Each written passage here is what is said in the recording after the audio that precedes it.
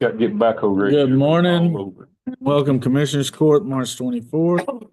We have a full quorum present. Can you certify the meeting was properly posted? If you'll please rise for prayer and pledges. James Ray.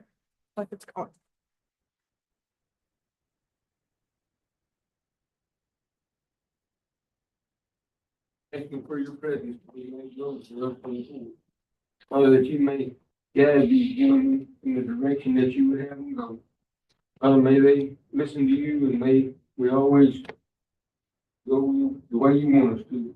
Father, we love you and thank you, and we thank you for Walker County and each person that works in Walker County.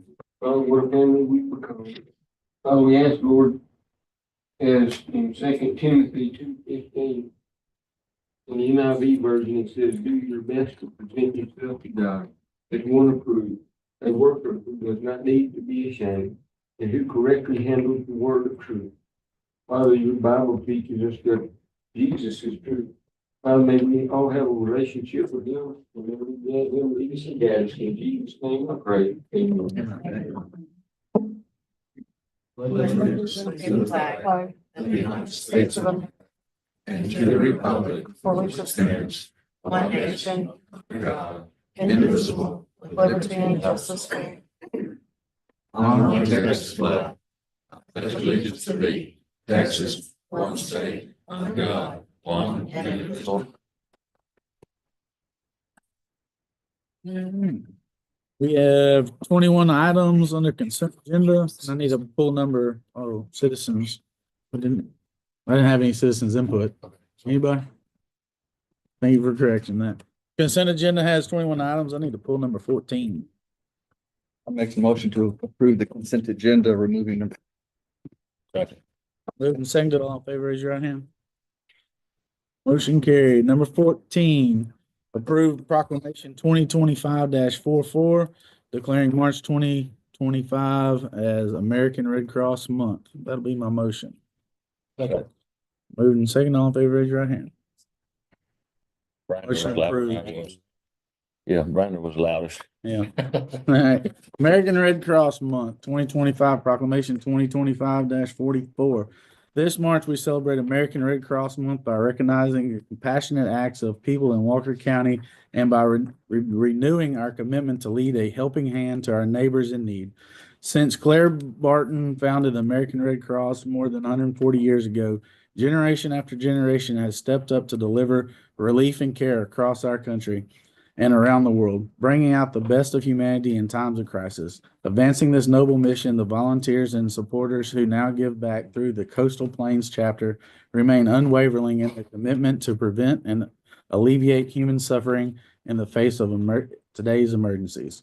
This voluntary and generous contribution shines as a beacon of hope in people's darkest hours. Whether it's delivering shelter, food, and comfort during disaster, providing critical blood donations for hospital patients, supporting service members, veterans and their families, saving lives with first aid, CPR, AED, and other skills, or delivering international aid and reconnecting loved ones separated by global crisis. This work to uplift our community is truly made possible by those who selflessly answer the call to help, whenever and wherever it's needed. We hereby recognize this month of March in honor of their remarkable service, and we ask everyone to join in their commitment to care for one another. Now, therefore, the Commissioners Court of Walker County does hereby proclaim March 2025 as Red Cross Month. I encourage all citizens of Walker County to reach out and support its humanitarian mission. It's the blue one, right? The blue one, yes, sir. Trevor, you want to come up, grab a picture?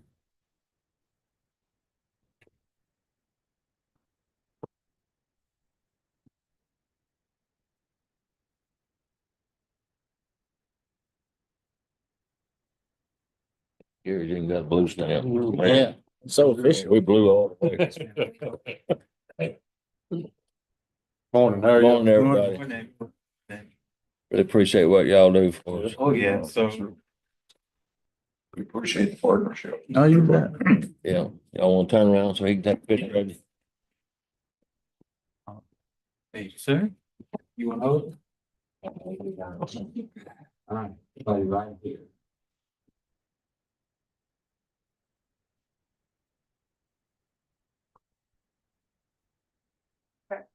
Thank you, sir. Thank you. Thank you. Appreciate it. Thank you. You bet. Thank you.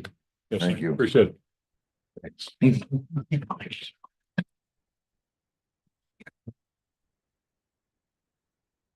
All right. Move on to number 22, discuss and take action on resolution 2025-46, authorizing the 12th and 278th district judge to apply for tech share indigent defense grant. That'll be my motion. Second. Moving second, all in favor, raise your right hand. Motion carries. 23, discuss and take action to reclassify sheriff's office IT to SOIT system administrator to group 116. Chief? I know he's out there. He was out there. You up, chief? Morning. Crowded in there. You didn't want to sit up front. I did not. I don't blame you.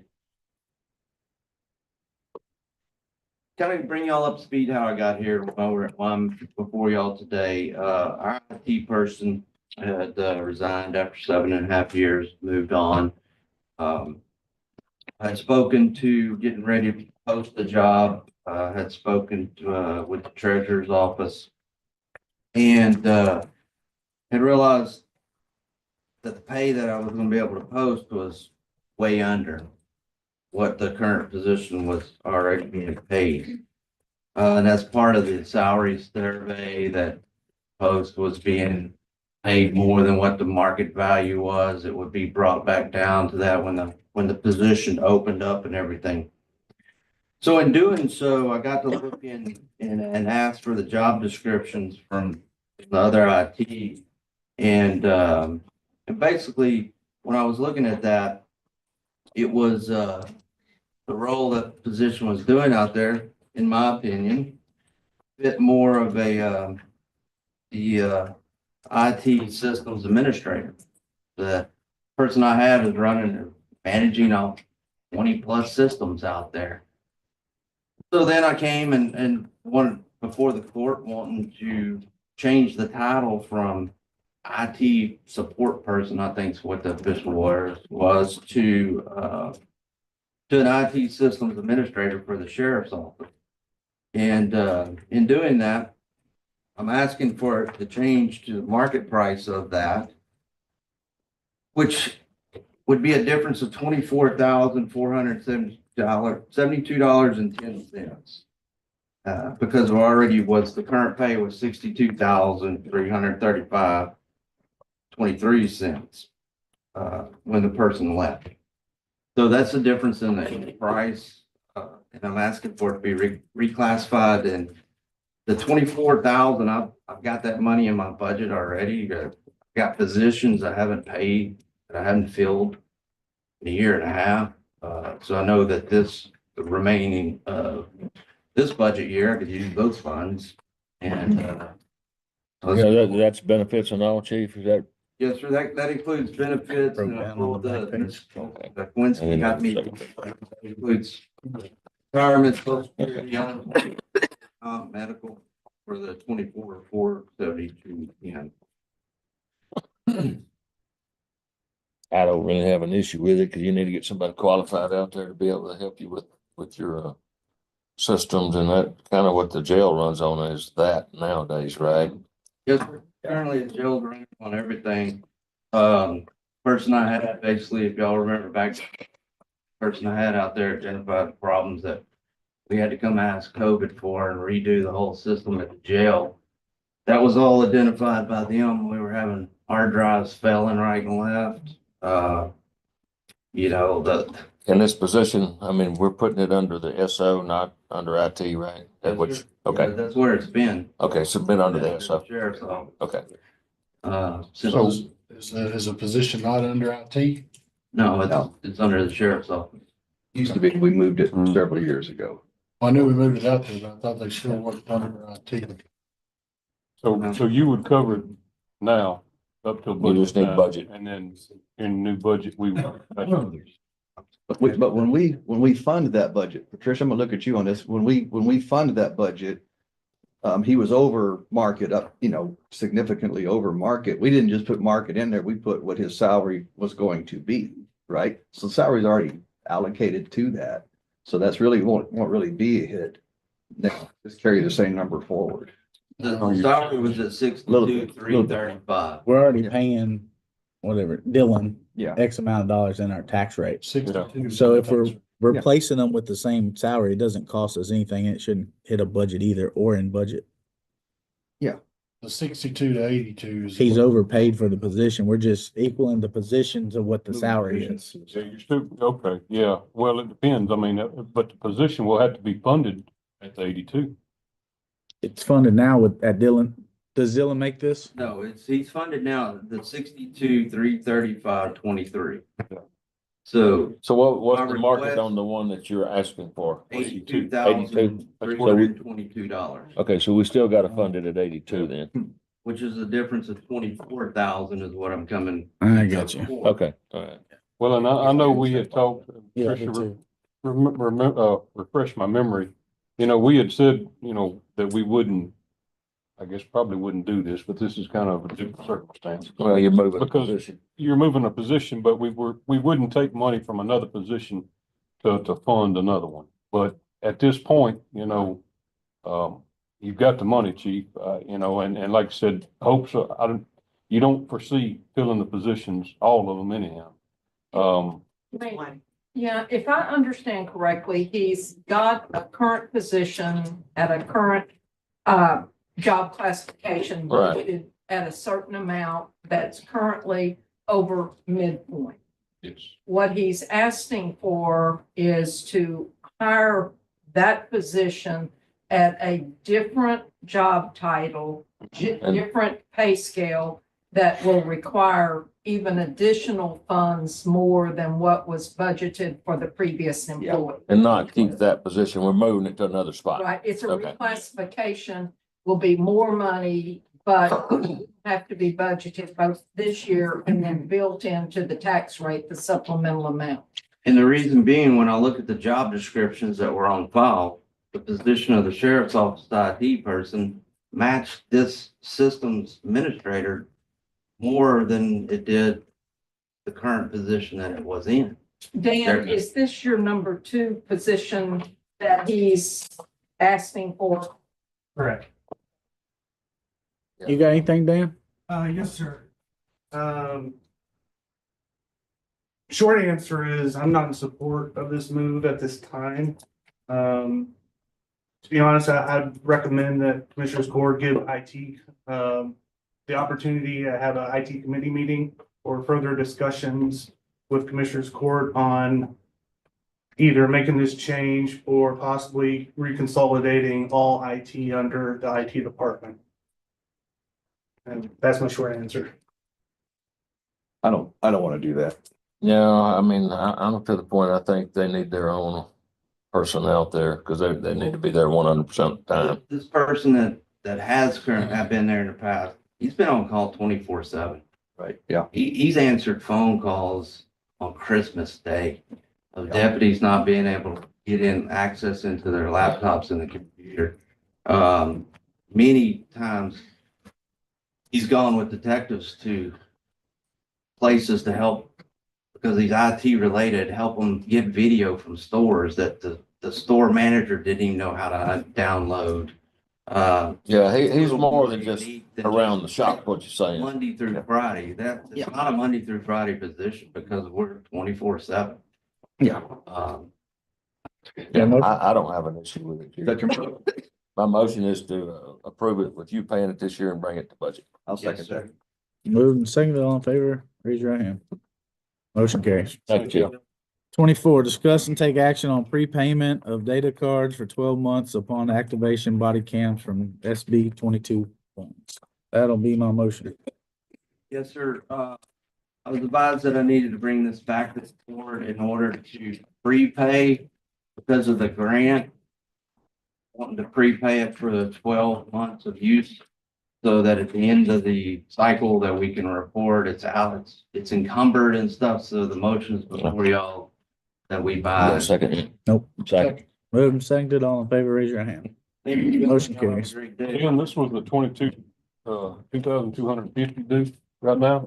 Or are you doing the whole 7,000 up front For the, for the? Air cards, air the cards, prepayment. The prepayment. we're gonna, I'd like to pay for 12 months all up Yeah. front with it. So that'd be this, They're 23,000 Yeah, and it was right under 24.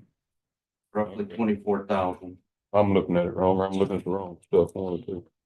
Okay, never mind. Thank you, chief. Yeah, thank you. Thank you. 25, discuss and take action on upgrade to Orion damage assessment tool to include disaster case management, mass care module, and search and rescue modules to be paid from budgeted funds. Morning, Butch. Hey, but Y'all, We good? How about you? pretty good. I wanna upgrade the Orion system. We're having to do, when we shelter, we're having to do, paper, restoration. This will be all computerized. We can keep it more confidential. Won't be out. We can get it and use it. And then, I wanna add the search and rescue to the Orion that will help us do, rescues and searches like in spring flood. And, I have the money in budget to pay. They prorated it for this year. I have money in my budget I can pay this year. Will be at budget time asking for additional money, which will, my Orion, note is, 4,000. This will bring it up to 7,000. I'll be asking for additional 3,000 at budget time. you were what I was looking at just a minute ago.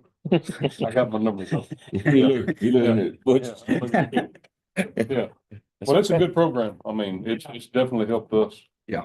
Immensely. So, that'd be my motion. Second that motion. Moved and seconded, all in favor, raise your hand.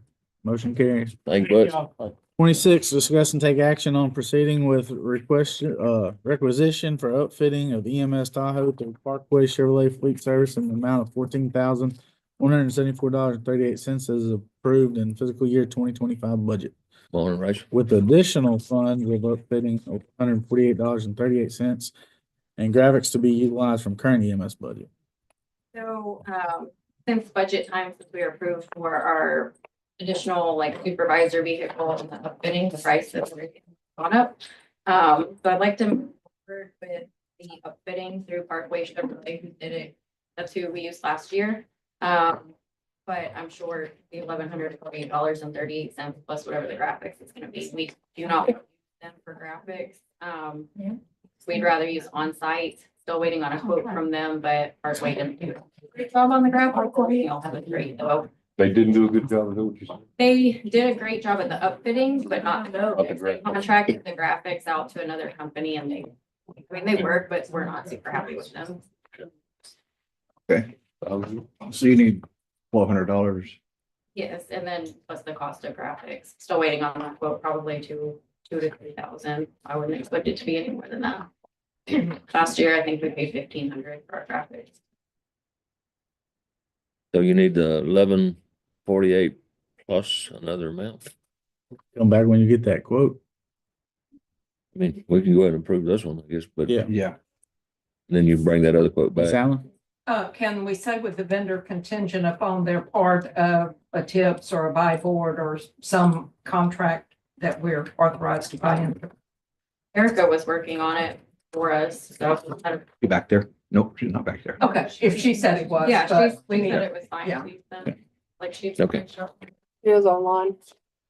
Okay, so we need, I guess we'll make the motion to approve the upfitting funds of $1,148 14,000. plus 14,000. 14,000. No, we're doing 14,174. We're asking for that Yeah, approval. that's- She doesn't Oh, I was have a looking quote at on the. yeah. Okay. Okay, $14,174.38. Second. Moved and seconded, all in favor, raise your hand. And you'll bring the other back to us.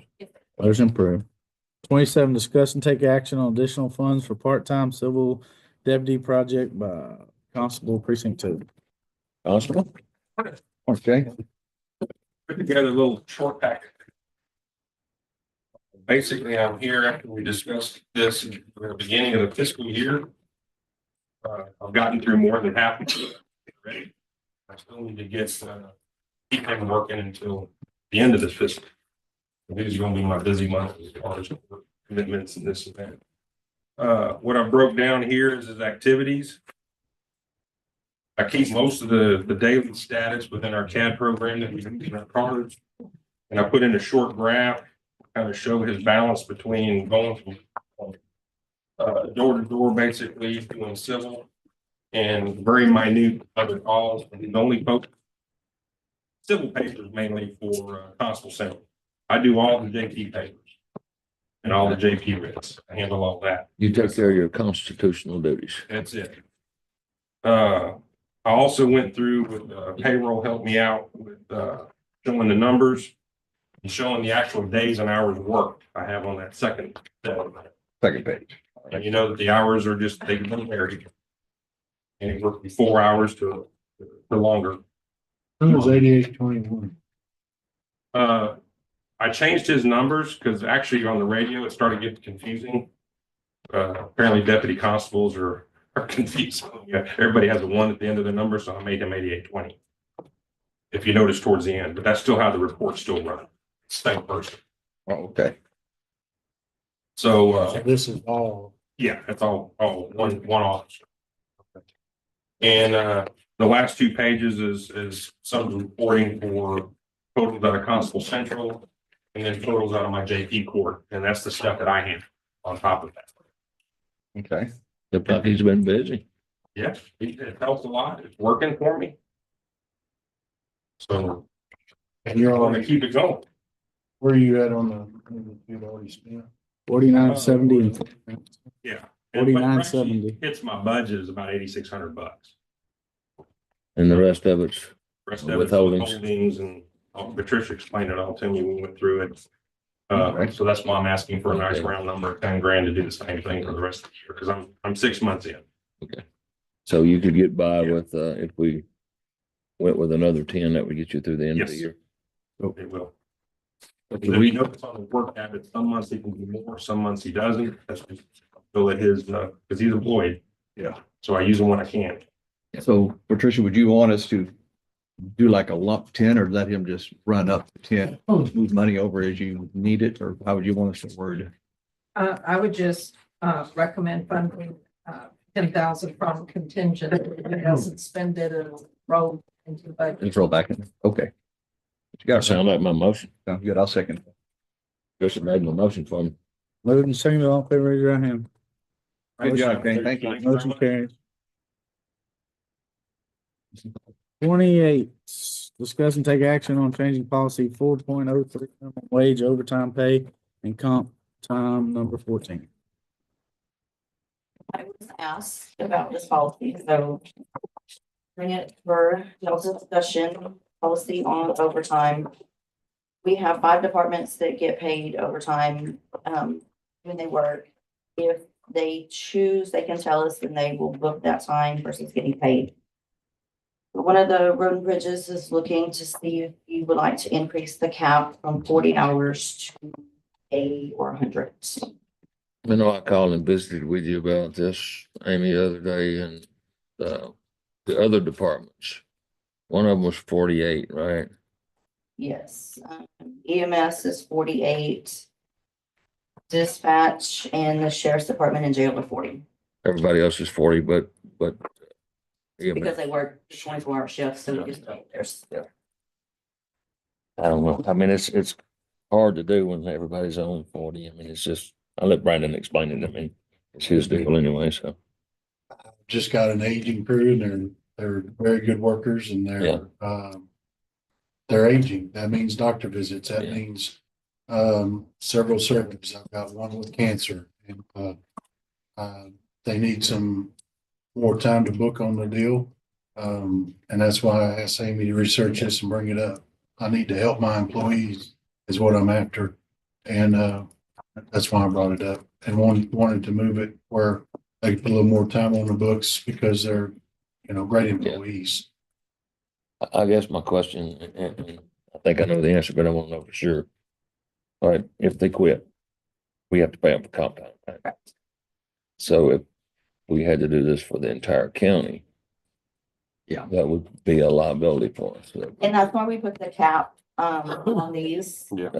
because Years it's been ago. years ago that we Yeah. paid off all the balances to get it back under control. Yeah. So it would really, I mean, if you changed it, you could just change the one, like for the road and bridge, not have to change the others. You can change them all, it's your policy, you can do, you can change it. I think what I would say is it's a budget time discussion. And then I would probably want to see like some sort of a fiscal impact or what it would countywide. affect us So we doing. can put it I know, down. like I said, years ago, many years ago, we got us somebody. Yeah. You know, If it and, wasn't capped, We- wouldn't it like, well, everybody else is capped at 240 right now. Comp time. But Before. road and bridge, EMS, sheriff's department is all capped at 40 because we were the problems. Well, actually, the sheriff department was the problems because we were getting guys that were working overtime to pay for guys that were taking off comp time. Yeah. And it got to be ballooned. And of course, you know, I mean, obviously there wasn't nothing they could do about it either, you know, I mean, sure, the only question I got, I know a couple of my guys are capped at the 40 hours, they're pretty close. Is anybody else saying it? There's two, Just two? and they're both yours. My two? Okay. So we're already paying everybody, right? Yeah, and I think it might be, I mean, if you can get to budget, maybe it'd be a bit better discussion at budget time. I think And see if we can fund it or not. Yeah, I don't think there's any way Yeah, we pick a particular department and, hey, we're gonna change y'all's at Yeah. the end. So, And sadly, I mean, I understand we want to help them best we can. I mean, and I know we had one that fell through a roof and I'd love to been able to help him with what he asked us and we couldn't do it. And at that time, we could not do that. Yeah. And that still hurts me down low. Yeah. You know, because Yeah. his life has changed forever. oh, yeah, absolutely. it seemed like, and this is going from memory, when we got in the bind, Yeah. that was people that had 1,000 hours, Yeah. 800, 500 Yeah. hours on the books. That was before me. I don't remember. all Right, and that's just because I've been here for 21 that. Yeah, years. you've been there forever. As long as him. But I remember, and I wasn't here either. I mean, I was Yeah. here, but I wasn't involved in it. Going from 40 to 80 to help those guys and help the whole county. When we've got two that are maxed out in the entire county, I just don't see that being as far a reach. Now, if we were going to move it to 1,000, Yeah. I'd be jumping up, down, screaming and hollering. Yeah, I mean, I I need to, guess my deal is everybody's already opting to take the money, I guess, so is what I'm getting. yeah. You know? I mean, so I know when I was an employee, I always kept mine capped out because I would take off and go do something else, you know? And these two guys normally run theirs up real high. It's Yeah. just they're struggling. They're there. struggling. I mean, they burn all their time to where they're down to, and these are my guys before they got sick had, kept lots of time on. Yeah. Not my Well, and it burn it guys. These Yeah. are, and it don't take long when you get sick to, so. why- Yeah, eat I it up. just, I can't do one department and not look at all of I them. agree. You I know, agree. if we can fund it and not kill us or something, that's something we can look at budget. It's kind of where I'm at on it. And I mean, I ain't saying I'm against it, but I need to look at the numbers, Some more than you that. know, so. Yeah. So if we can get the budget, just let them hold on with, maybe we can do something at budget. We're gonna pass on board 28. thank you, Amy. Thank you. You got another one? Yep. 29, discuss and take action on renewing Sage HRMS subscription early and upgrade. And I've got my new HMRS payroll system in April of 21. The current version that we're on, they are no longer gonna provide upgrades to it. They haven't announced the end of life yet, but it is coming. So they gave me a couple packages to look at. A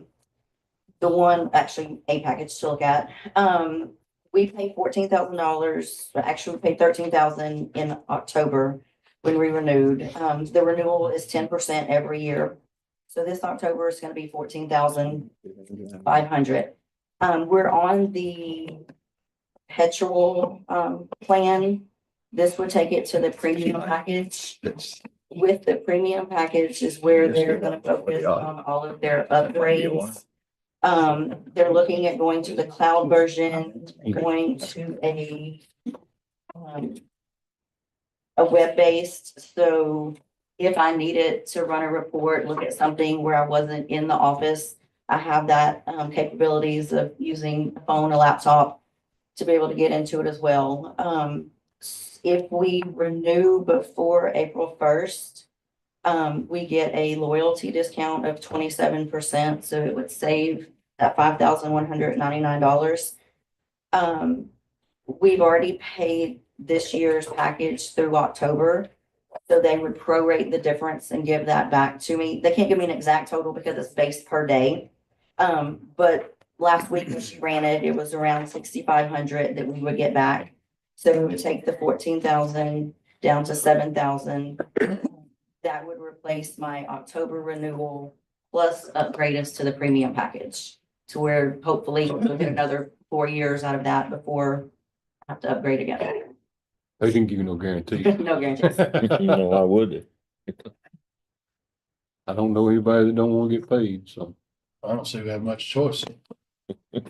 It sounded like to a motion in a second. Yeah, sound like y'all done made it. Moving saying all in favor, raise your right hand. Where are we gonna get the money from, Mr. Contingent, We have project money budgeted from the payroll upgrade that we can use. Thank you. I didn't spend it all then, so they're gonna charge me now. Okay. There you go. They're gonna get it one way or the other. Thank thank you. you. Thank you, Amy. Number 30, presentation and acceptance of annual comprehensive financial report for the fiscal year ended September 30th, 2024, presented by Chris Pruitt, Patillo, Brown and Hill. I just seen you at city council, I think. Yep. Circle. Yeah, I'm on the loop, coming year. Yeah, completed the audit for the county, like take the report. Giving us the opportunity to service your auditors on. Also, like to thank all the officials that helped. In the preparation of these two documents, especially the county auditor's office. We have two documents. I'd like to say a few things about it, and answer any questions that you might have over either document or the audit process. In regards to the annual comprehensive financial report, it's divided into 5 categories: an introductory section, a financial section, a supplementary section, statistical section, a lot of sections. In that introductory section on page 17, you will find of a certificate of achievement for excellence in financial reporting. This award was given out to last year's report. We feel that this year's report meets the criteria to receive the award again. It's my understanding. They usually get awarded in September, October. My anticipation is they receive another award. In the financial section, page 21, you will find our independent audit report. This report states that the financial statement of doing accounting is my responsibility as an auditor is to express an opinion on the financials. It's in the second paragraph. You receive what we call an unmodified opinion. It's also referred to as a clean opinion. It's the highest opinion I can give you. And it's basically saying that the financials are free of material misstatement. So, highest opinion I can give you. The management discussion and analysis follows that on page 25. And I'm just pointing this out because it's a great place to go. We intend for 3 pages and gain an understanding of the financials without actually diving into the numbers themselves. I always call them the cliff notes of the financial statements. Again, this is the responsibility of the county auditor to put together. We do check it, make sure that it agrees.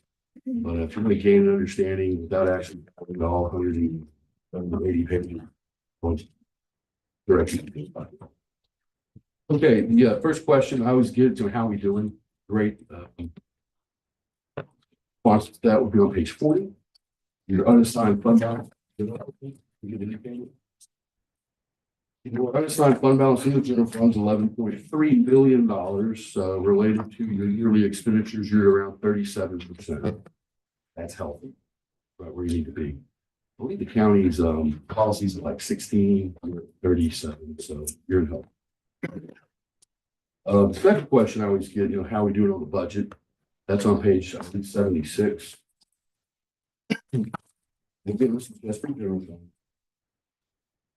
Okay, for the year, your revenue You took in $634,000 more than you anticipated. So that's good. And your expenditures are gonna be all the way over on page 85. And you spent $8.3 million less than you. So you're in the black. You took $9.3 million more than you thought you would have in your budget. So again, There's that pot of gold with. you don't want to see any brackets. You guys are in pretty good shape. That precinct too. Oh, boy. But you voted well. The supplemental information, you've got a bunch of combining schedules and smaller funds. If you're looking for any information regarding, again, any smaller funds, I would refer you to this part of the report. Page 104. Oh, you know, if there's a grant. 104. Remind this is. The fourth supplemental report is. I believe that is on 150.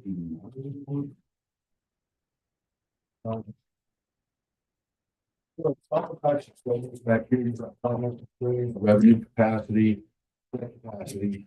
demographic and economic information. Now, these schedules are 10-year trend data.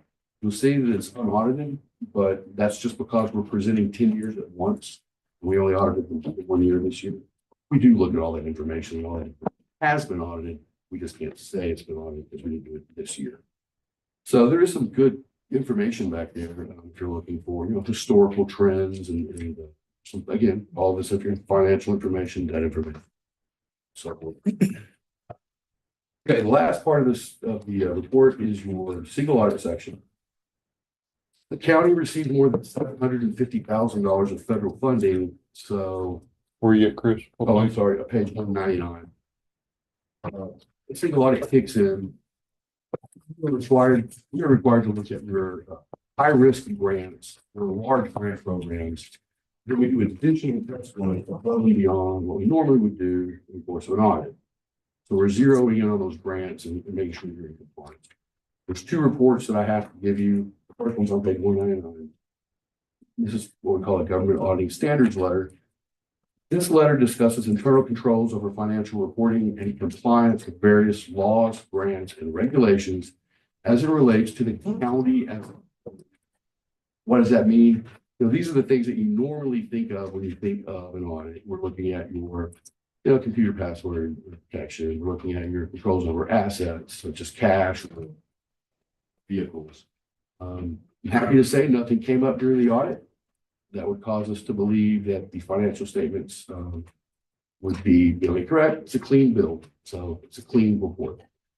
The second report is on page 201. It's very similar to the prior report that we're talking about in compliance, but this time it has to do only with the grants that we looked at and we did the additional test work on. In case you're curious, grants that we looked at for your federal grants, your disaster grant, the state grant is a persecution of prison crimes criminal grant. Nothing came up during the audit of those grants that would lead us to believe that you would be out of compliance that day. So, in regards to the letter, there's just certain things that I have to communicate with you as the auditor. I put in a written letter rather than verbally going over all this stuff. I will say the letter discusses our responsibility as your auditor, compliance with ethics regarding independence. We don't think this considered prior to the audit. Like there's certain things we have to identify. We're not with management. We have standard letter. There are new accounting pronounced in our field that are coming in the direction of the next few years. Those on the final page. Takeaways would be clean letter. 3 of them. So single audit's good. Compliance letter's good. My opinion, your fund balance is healthy. And your environment looks good. So I would love to, stand on anything else if you got questions or answer any questions that we have. I think I'm good. The audit went well. The graphic on page 15, it's not correct now. Does this reflect the year that this was published, or is it? Should That would be reflect what we have now? Normally, it's as of this day. Dan's working on I'm it. sorry, not this day, September 30th. We'll get an updated one. Those been out to it. Okay. Have anything? Y'all got anything? Appreciate it, Chris. Yeah, this is by far my favorite book. Good read, some good stuff in there. And again, we Appreciate it. He does, get all this put together and keeping it straight for the most part. Or Keeping it all trying anyhow. straight. He at least Yeah. trying anyhow. Don't have to get these. Yeah, she don't have to. I stay Yeah, straight. Yeah. You at the top of the list. Thanks. Anybody got anything else? All right, well, thank you. Appreciate it. All right, 31, discuss and take action on Presentation and acceptance. Do you want to make a motion for the Move to acceptance? accept. I'll second that. moving, seconded, all in favor, say, raise your right hand. There you go. Passes. 31, discuss and take action on award of solicitation C2360-25-015, fly ash lime blended lime. Good morning. Brandon, you struck out again, didn't No, I did all right. Got something better than our trap dog. you? You're welcome. So looking at the bid tabulation, there. For the primary delivery, it's gonna be your, the hoist.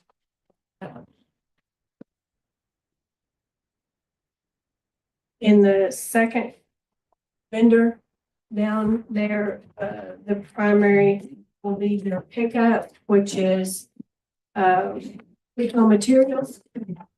What are you talking about? So on the line, we only got two bids, I guess. huh? We got two bids on delivery. Yes, Slot and the whole. so this guy right here Primary bill of is gonna hoist. be, is La Hoist. Alternate. This is your primary pickup, and this is your alternate. That's fly ash blend down there in the bottom. Oh, this is, We only got the hoist and and slot. this one. Yes. Oh, sorry, So your primary for lime, is that, all products is gonna be the hoist. Secondary is gonna be slot which is here. for delivery. And then the primary pickup will be for the hoist for lime products. Over here, Yes, in ma'am. this column. Correct. There we go. Okay, So that'll be my motion on the line. We need to separate them. Do you want to do it all at once or do you want to do separate products? no, What do we need to do? however y'all wanna do You it. probably need to split it apart. What I figured. Okay. My motion is primary the hoist delivery. Got it? They spell L-A. L. Scroll down just a little bit. You have to scroll down. L hoist. Carry. I mean, L hoist. no, Little ain't it? can't give us smaller. Primary the hoist. Primary the hoist for I can't see. delivery. Alternate for I delivery. mean, this is minimum size. And we can work this out. later. Construction. It's not construction. Primary pickup will be the hoist. That is for Lime only. only, lime only, lime products, lime. Powder, pelletized and bags. You get it? Is it all on that tabulation? Yes, Then why don't we just say as presented? Or do you That's need- because you already typed all that. Well, because they're Again. not circle or. Yeah. listed, Yeah. Yeah, just a it's bit. just on here. Okay, Yeah. however you want it, okay. So that's my motion on lime. So. Moved and seconded, all in favor, raise your hand. All right, now we're going to fly ash, right? I don't know. We're gonna go to slide, correct? Kirkendall, did you say? Yes, I you did. did. Yes, ma'am. Okay. On our fly ash, we have one delivered cost, delivered product. Now this is for all fly ash lime blend.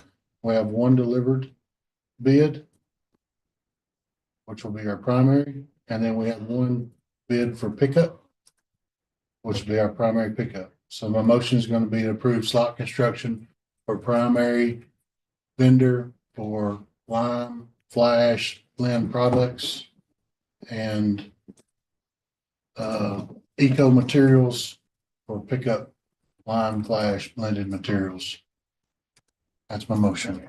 That'd be my. At least you finally got one, eh? Moving seconded, all in favor, raise your hand. Motion carries. All right. Bill number 32, discuss and take action on award of solicitation C 2360-25-016 In and Out County Hauling. Mac, Move for approval as presented. I'll second that. moved and seconded, all in favor, raise your hand. Motion carries. All right, 33. Thank you, Michelle. 33, discuss and take action on procedure for reporting accidents when in county vehicles. So this is county policy. We had one person have a wreck. Nobody knows about it. We got contacted by the insurance people and we still can't get a hold of the person that had the wreck.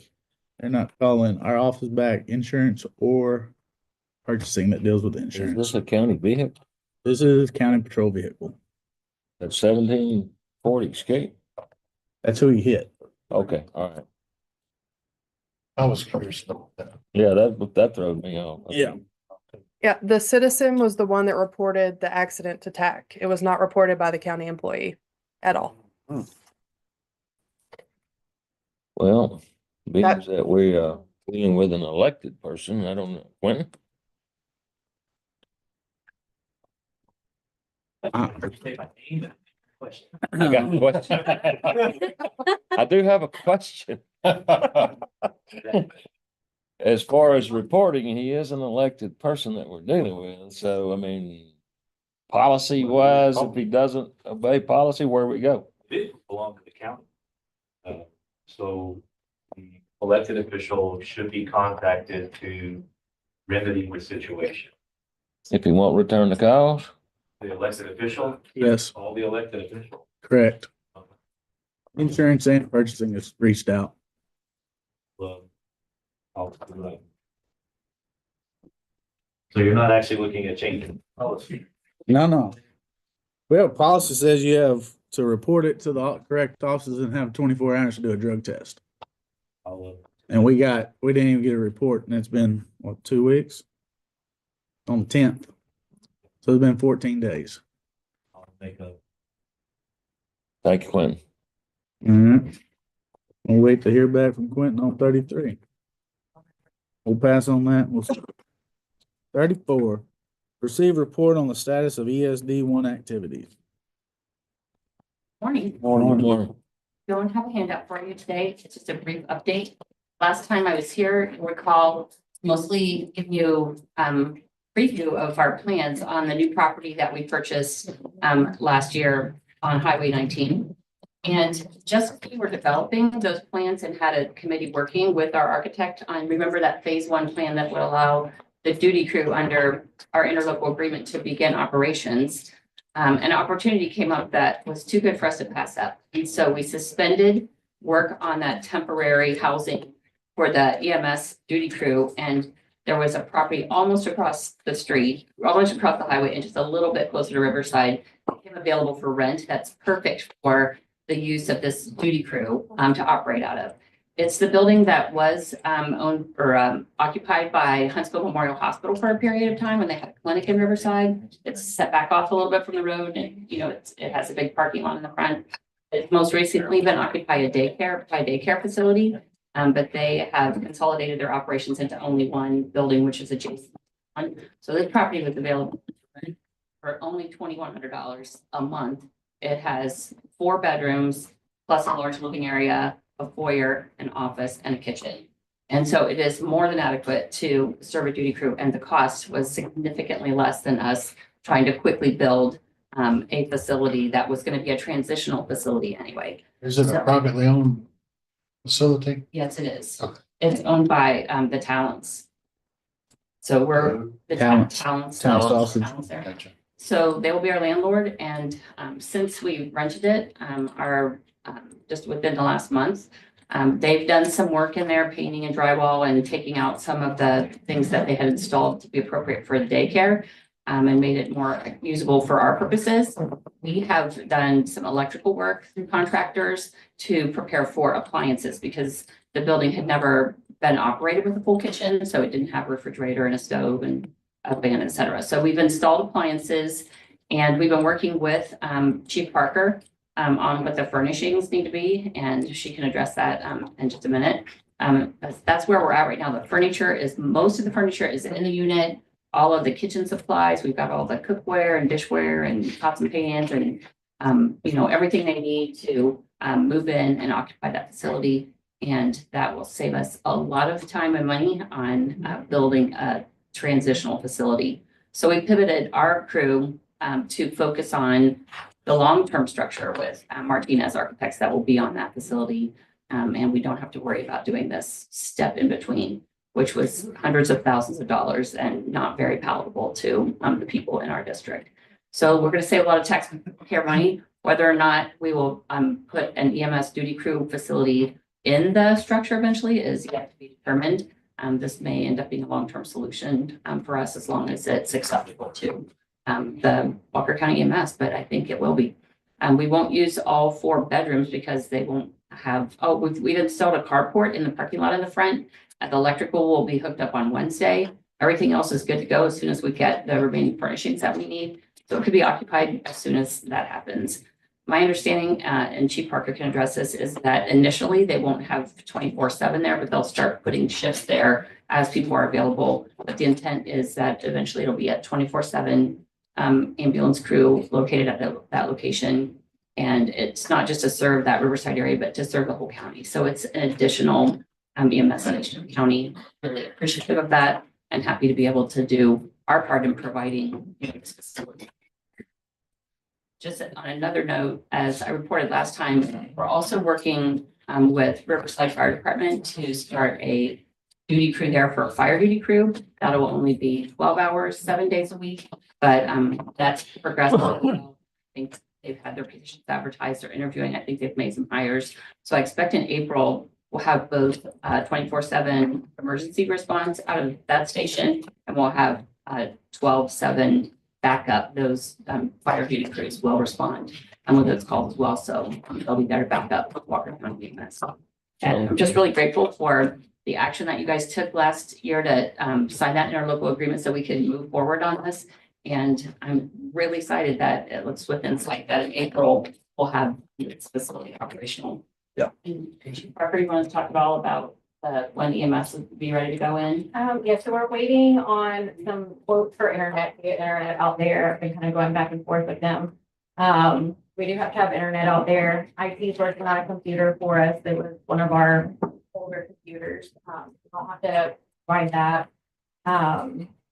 We're working with a local furniture company to see if they can help us out with the bed frames, box frames, and like couch and recliner, but otherwise, all of the other furnishings we're able to get from SHSU. At no cost to account. So pretty much we're good to go once we have a few things in place. We had a hiring process last week, so hopefully we'll get some more new employees, in the next couple months. In a better spot for that station. Sounds good. So as I mentioned, so we do have a committee that was working on land development and the future headquarters for our ESD. And if you want to hear their report, we have a meeting tomorrow night. So I don't know what they're going to say, but they've been working on what the parameters will be and what they need in the building so that Martinez can begin on that. And then we have another committee that's working to document and articulate kind of a long-term strategic plan for the ESD. And hopefully that'll be our next report we'll bring to you maybe later this summer. Any questions? Sounds like you're moving forward. Great, thanks, you guys. I really appreciate your support. And we'll probably have a ribbon cutting or a grand opening of some kind with a bounce house and whatnot, at the station when it opens. So we'll let you know when that is and invite you to join us. Appreciate you. Thank you. 35, discuss and take action on appointing Cheryl Jeffcoat to the Walker County ESD1 board. Who got off this time? The lady, she got transferred to England. Kelsey Helmet Hammock. I guess she's about a year and a half in. And her company asked her if she'd want to take an opportunity to leave our country for a couple of years, so she took it. So Don't blame her. I don't blame her either. She's in downtown London for a couple of years. So Cheryl, y'all probably recognize the last name. That's Judge Jeffco's wife. That we wanted somebody from the Dodge area. We have a lot of people from up in the Riverside area. She lives in the Dodge area. I think she'd be a good voice for us. So my motion is to approve Cheryl Jeffco to the ESD #1 board. Second. Moving second, all in favor, raise your hand. Motion carries. 36, discuss and take action to create a temporary part-time office administrator for Road and Bridge 4 in the amount of 12,500 for Road and Bridge funds. That's exactly what it says. I've got, my office administrator is wanting to retire. And I don't want to be stuck with somebody brand new that doesn't know the system, so I want to create a temporary part-time office administrator. We base this on 6 months, 2 days a week, is where we come up with 12.5. I don't anticipate that, but I don't want to come back just in case. So my motion is going to be to approve creating this temporary part-time position for 12.5 out of Road and Bridge 4 funds. The 12.5 is for a part-time with retirement. The temporary part-time, the 11 is without retirement. That's that. So You want a part-time. I want part-time. So instead of 12.5, it needs to be 11. 17. It'll be 12.5. If you did temporary. with no You're talking about transition them into a full-time person. You want to go ahead and start their retirement. I'm gonna move my current one over into the temporary part-time. Oh, And you're gonna hire somebody and they're gonna train them, basically. And they're gonna Okay, train yeah, I see. what okay. you're- So you really Which don't, number I need to use there, Amy? You want to give Kim, You want the part-time. yeah, I want the part-time. Right. All right, so I want the part-time office administrator, 12.5, excuse me, take temporary out of that. okay. That's your motion? Yes, sir. Second. Thank you. moved and second, all in favor, raise your hand. Motion carries. 37, discuss and take action on authorizing the county to apply for rural and tribal assistance program online applications for single project grants. This is a quick, easy fill out grant. It's first come, first served, so we're gonna try to jump on. It's up to 750,000 or something. Yes, sir. We're gonna we're talking about maybe looping in our sidewalk grant that we worked on, going after it and seeing, we have another grant we wrote with the city for that, but we're doubling down. So you wanna take out that brick I broke my toe on? Yes, sir. Yes. I vote for it. All right, You make a motion, that'll be then my I'll vote. motion. I'll second. Moved and second, all in favor, raise your hand. Motion carries. 38, receive update on chapter 46 utilities of the Huntsville Municipal Code, Article 4, stormwater utility systems, Division 3 stormwater utility fees. So what that comes down to, the usage fee for a drainage tax on county property. Me and Commissioner White went to the city of Huntsville the other night. They sold this to the city of Huntsville that we would not be charged, the school would not be charged, and churches would not be charged. 6 months in, they reneged and they're implementing this fee onto the county, the churches, and the school. They can't tell us how much money they're gonna collect from this or how much we're gonna pay, but they went ahead and voted on it, so there's y'all's update. Commissioner White may have some choice May need words to to remember add that. in. Yeah. I won't forget it. Yeah. No, I figure we need to really look at everything we do with them and maybe reevaluate our stuff since they're doing this. It might be time to just kind of go through our stuff and look at it. They threw out 30,000 to 300,000. Nobody knew the correct amount. So, And we only had one voting against it, by the way. Yeah. You can look on the record and see who the one was. so, I know we put on, when we first started talking about this, contracts with the city, so they want to bring some stuff to court. It's open. So, I mean, they didn't give us a number. We don't know what that number is. Yeah. We got a new, It could be hundreds of thousands or. I mean, they got a new city manager over there. So I think it'd be worth a visit back to them. I have a meeting with him set up for Thursday. Yeah, go back. I would go back to them and, the new city manager a little bit. But the way we saw it is they're taxing the citizens of Huntsville once, they're taxing them again for the school and taxing them again for the county, and they're dumping all the water out in the county from the city. Yeah. So, All their water comes to us anyway. Yeah. And so I don't know if there's anything we could ever look at because our roads are starting to flood more too. Yeah. Downstream Oh, from yeah. the city. Yeah, I Yeah, mean, you know, all you down. take Robinson Creek and all the roads going out. Yeah. We as got they more develop. flooding than we've ever had. Their retention is never enough. maybe got some flooding stuff. How they dump onto us. I'm just out of curiosity, you guys were at the hearing. How do they determine the square footage? They didn't say. They can't tell you. They don't know. We're hearing from people that hired an outside third party to come and survey their property, and then the city's telling them they got 3 times more than what the private person does. So. So like, I'm gonna use Able Ammo. They're saying they're gonna be charged $9,000, and their private guy says it should be about 3. For $9,000, if you use the code that they use, you need 174 acres worth of concrete to collect that. It's like 0.00128 something per on a cent per square foot. It's based off the impervious coverage. Yeah. But how are they? That's what I'm trying to figure out. Yeah, we don't know if they're using CAD or some Google map. Who knows? Yeah, It'd be great if they would have told us that while they were voting and how much they could collect when they voted, but They didn't they give no voted for details, you know, none whatsoever. They called it a usage fee. they just said they weren't collecting enough. So A lot of it's to go back with the sins of the previous people and not taking care of the drainage in the first place. What about Sam Houston and TDCJ? they're not charged. They're not charged. That's definitely worth a visit with their new city. Well, if they charge them, you know, Yeah, the you state charge the legislators state. can change it. so. Right. So. Yeah. Anybody got any questions? It's on the last city council meeting. So. So do we have, I mean, we're in quite a few, contracts we have with the city. That you talked about looking at. I know we have a fire company, you know, they use our jail. I know several things that, there are. Do we have a comprehensive list of what all the contracts are? We got most everything. We can't find one for municipal court.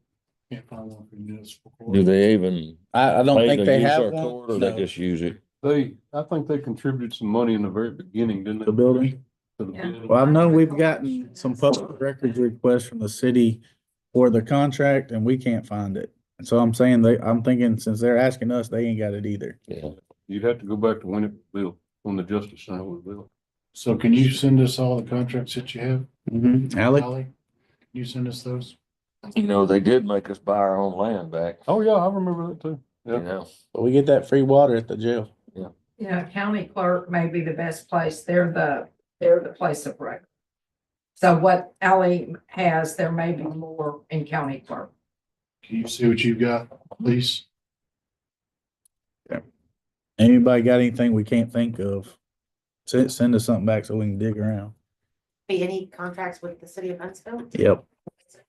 Yeah, and on, definitely back, can't remember the year, early 80s, whenever that building was built. Which one? No, that's, The sheriff's building where the. Yeah, that would have been early 2000. 90s, late 90s. Yeah, Late 90s, because early my 2000s. recollection. So I was constable in there. And then that happened after I left. On the cost of the building. So 98. To pay Yeah, somewhere around there. percentage of the operating cost based on the floor space, whatever, something along those lines. Whether it was ever written or not, but Okay, that I'll was look, the see what gist of Yeah, it. I heard some numbers and I don't want to repeat them in court. I'll play it up. Yeah. I don't know that there was just a verbal agreement or what. Yeah. If it was filed in my office. We'll look into that. We do have. Anybody got contracts anything around else? it. Yeah, I don't have. No, I still, heartburn about buying our own land back from the city, so, yeah, Danny remembers it. Man, we'll move on. We'll go into planning development, number 39, discuss and take action on Darren Preisher. Request for variance to floodplain management regulations of Walker County for lot 1, block 1, section 8 of Riverside Lakeland.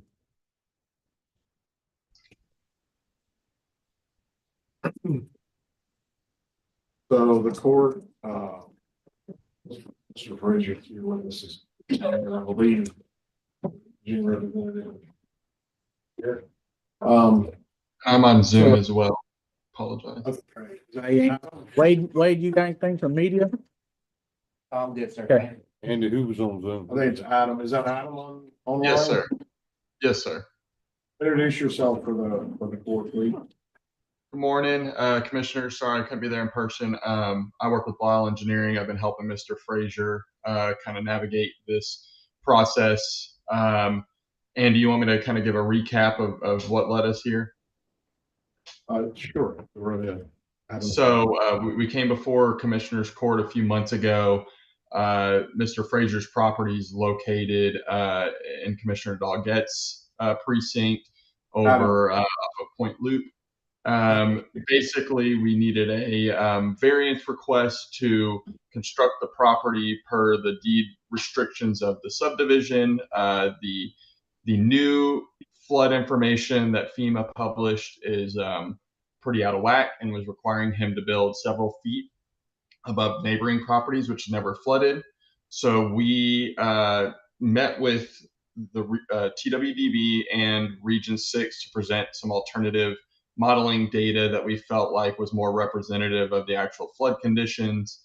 At the request of the commissioners at the original presentation on this matter. And basically we received no negative feedback. I felt like it was a pretty positive response. They were on board with our alternative approach. They recognized that the BLE data that they had prescribed for Andy to use in these cases had instances where they do believe that it was inaccurate. They agreed that there is the possibility for there to be better available data. And from everything that we described, there was no disagreement on the approach that we were planning or the fact that the data we were presenting could be better available data. So we repackaged and resubmitted it to Andy for the floodplain review with an updated permit based on this alternate data set. And that's led us back to this point. The review of that data was done by GLS and Torres. You have that in front of you. It's the middle, so it's at the top of the page. It's Torres and Associates. It was through GLS. To give you a little bit farther back on this, the court probably remembers this, but when the BLE data was pushed out, the court adopted the use of elevations in the BLE data for areas in the zone A, not the limits of the BLE data, but where the zone A limits showed people in the flood zone, elevation determinations were going to be done off the BLE unless and until better data could be provided. So their presentation was that they had a better data set. It was a study that I think was funded and Adam was funded in part by FEMA, if I remember right. Yes, so there was two other data sets. One was funded by FEMA, USGS, so it was their own data kind of contradicting. The other was used by Crockett County, where they used the BLE data to support a grant application, and they modeled all the way from Crockett down to Lake Livingston, which with what I would say is a much better, more robust and comprehensive set of data than what FEMA's put out with BLE. So I believe we have somebody online from Torres because I can see him right there. Evan? Yes, good morning. So Evan, can you kind of summarize what your findings were on the review of the submitted data? Yes, so we did go through and review the report and the model that was provided. It's a very comprehensive analysis. They went through and did calibration to several historical storm events. The calibration appeared within normal engineering practices. And it appeared to cover the area where the property is located. So we do believe that it's a pretty robust analysis. So you have their review letter, essentially the objection to it being better available data. That's what's being presented. This is urology hydrologist type stuff. The reason it's before the commissioner's court is because FEMA requires the BLE to be used, the guidance document for them adopted the BLE. The difference is fairly substantial. You can see what they were estimating using the BLE data was an order of almost 6 feet above proposed here. Right. They're looking at a 143 elevation under this. We would forward a copy of this to FEMA, and then we would request it back if FEMA believed that, this wasn't best available. But again, FEMA was on that conference call. There was no formal review at that point, but they were there on the conference call. They were talking to them about the proposal, so they were aware of it through the tracks. Yep. So it comes down to court's decision on the variance. Oh, I'm absolutely have no opposition whatsoever. We felt from jump that 149.1 was absolutely ridiculous. That we have houses 15 feet, 16 feet in the air. Water has been 18 inches deep at record flood. So the number he's looking for was 143. Is that what I remember here? They had originally proposed 142, but after the review in the associated letter. It's 143. 143 is what's in there. Yeah, I'll just make the motion to approve the variance, allowing an elevation of 143 finished floor. Second. Moving second, all in favor, raise your right hand. Motion carries. Congratulations. Yeah. Oh, it took so long. I know you've been doing a lot of this, but kind of out of our control. Thank you very much. Yes. You bet. Looking forward Thank to you. seeing. Number 40, discuss and take action. Discuss and take action on Legacy Grand Ranch LLC request for variance to portions of sections B 4.4, B 4.5, B 4.6, table 4.1, B 4.9 of the proposed Legacy Grand Ranch subdivision, Theodore Bennett League, A 68, Nickel L. Garrett Survey, A 219 Elizabeth Ridgeway Survey, A 472. Stephanie, you have one? Yes. Yes, sir, I'm here. Okay, so, kind of go over this, the submittal was reviewed. We have comments. You guys all have a copy of the comments letter. I believe looks like that. Wow. I didn't remember so much stuff. I think we got it. I don't remember. And I, You can read it too. Yeah, so, okay, so, we were trying to get this on the agenda quick, and so, I'll give you the essence of it. They reviewed the TIA variance request, offered no objection to the county allowing a single TIA approval before plan and plat submittal with the following. So number one, the variance references the subdivision policy dated 2023. That policy was updated most recently in November of 2024. But don't think that there was any change to the table in all sections that were referenced in here. So as a note, grant the variance of 2024 policy. The plat needs to include a note that restricts further subdivision of lots and reserves. They offer that, if they're not going to further subdivide them, be appropriate to include a note. Plat. All lots and reserves, they state 714 residential lots. There will be some reserve lots. So the comment is essentially that those reserve lots not create traffic load. A reserve, if that reserve is not active, traffic counts. I don't think objection on that because the reserves are for detention and drainage type things. Yeah. The timeline related to the expiration of variance, they requested it begin with the application. Administratively, it's much better if it begins today, even if we extend the period of time that the application that the variance extends. So from an administrative standpoint, having a hard start date versus a soft start date is much better. So, What length of time are they asking for on this variance? I just don't remember. I read Is there a that. two-year section? Yeah, so, 8-year project? 2 years shall start on the submittal of section 1. So my preference, given that I don't know when the submittal of section 1 will occur, and the court has really no control over when that would occur, is that it be from today to some future date. I don't care if that's 2-3 years in the future or 2.5 years. And we could get some input from the developers. I'm very here today on that. Well, while you're talking about that, Andy, so I guess, Jacob, you represent them? Yes, yeah. So, I mean, y'all looking to start pretty soon, I would Yes, so we're looking to start soon. So the 2 years from, originally when we talked, take a slide from the. Thank y'all. Yeah, so when I talked to Andy originally, we talked about doing it with section 1, then he said, let's go back to the variance. That was after we already, so we're fine with, we're planning on starting right away. So as long as we do get an extension for the, obviously, that's not like the rest of it. We just need a long time after the start date.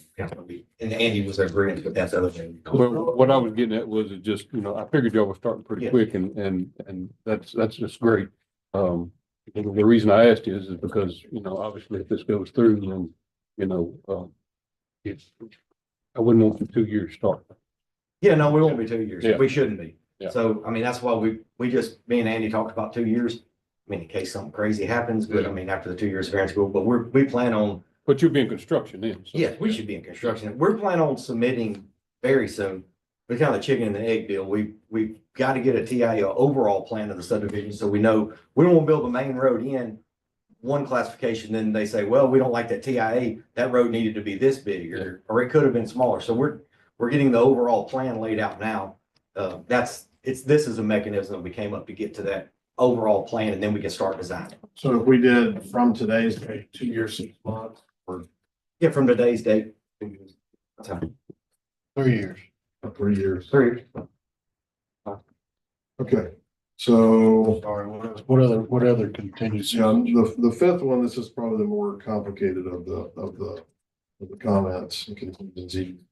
The application for each section shall include a memorandum summarizing, because their application is essentially that there's other factors that may impact ultimate lot layout, drainage, when they do their drainage studies, when they do all of the final layout of lots, traffic analysis, all that. There may be impacts to those layouts, and those may affect trips. They don't want to have to reclassify roads and come back for approval because this variance doesn't hold. So they ask for a lot of leeways. That's in the variance that you guys have already looked at. The recommendation is that the application for each section would include a memorandum summarizing the proposed section development, trip distribution, any changes to the trip distribution. So if those trips are distributed differently because of the design of the actual section, when they do the engineer and actually submit it, that if those trips now are distributed differently, that a road classification change it, and an exhibit with an updated vehicle trip count, which roadway, not necessarily a TIA done, but a sort of addendum that addresses those issues. The court allows it to be developed full board for the entire project that at least ties back to the current standards. So if those trips shift above one of those thresholds, that they would improve that road to whatever the standards are in place now. Right, and just so the court knows, I've done a subdivision with every other 2 commissioners. I brought Bill in to be my secondary on this one. And Bill and I met with the group, and there was one road that was close, and you are going to upgrade that road to the next level. So that and close, it was like, Like I said, we can't guarantee that today because we need to see what the TIA, it may upgrade anyway once they get the comments back on the TIA. But yes, anything is like, yes, we're gonna do whatever we need to do to make it. This is all, we don't have the TIA. I mean, to be clear, you guys have that. The TIA's got to be reviewed. Sure. So, and and what that basically that comment, we've already laid out the preliminary drainage and stuff. So we don't anticipate any major changes, but what Stephanie and I'm saying, I understand that there's a major change and it pushes 90% of the traffic out of a different route, which I very highly doubt. I can't see that happening. And our team has already looked at it and they can't see how it would go that way, that we would have to change the road up. move up. So So if- we're not anticipating. Yeah, so if in those addendum analysis, they identify, hey, this is gonna change this road classification, then at that point, we might need a TIA update, right? But without that, we wouldn't necessarily move forward. Have I captured that properly, Stephanie? Yes, sir, you This did. is- Okay.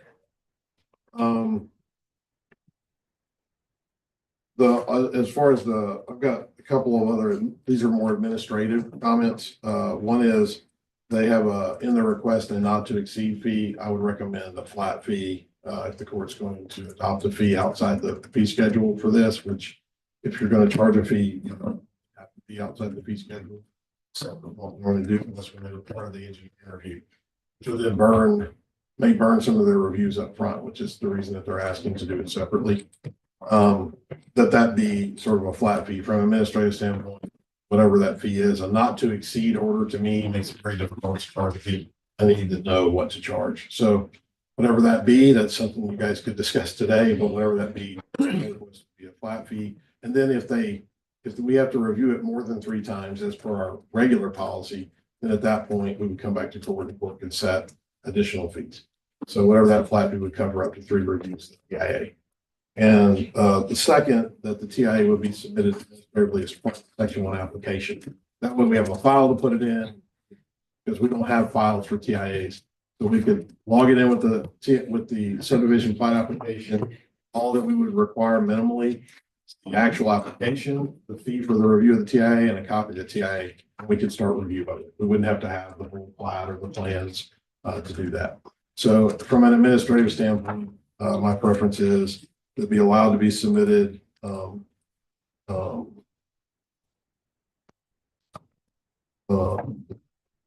accompanied by an application form, submittal fee, and it will not count against the reviews allowed under the application. No additional review will be completed until the applicable subdivision planning fee is paid. So outside of the TIA. So that would be my last contingency or. So do we need to figure out the fee today? Yes, I think you should figure out the fee today. They want to be able to move forward. It's gonna have to be figured out before they can turn it in. So if you don't do it today, you have to come back and do that part.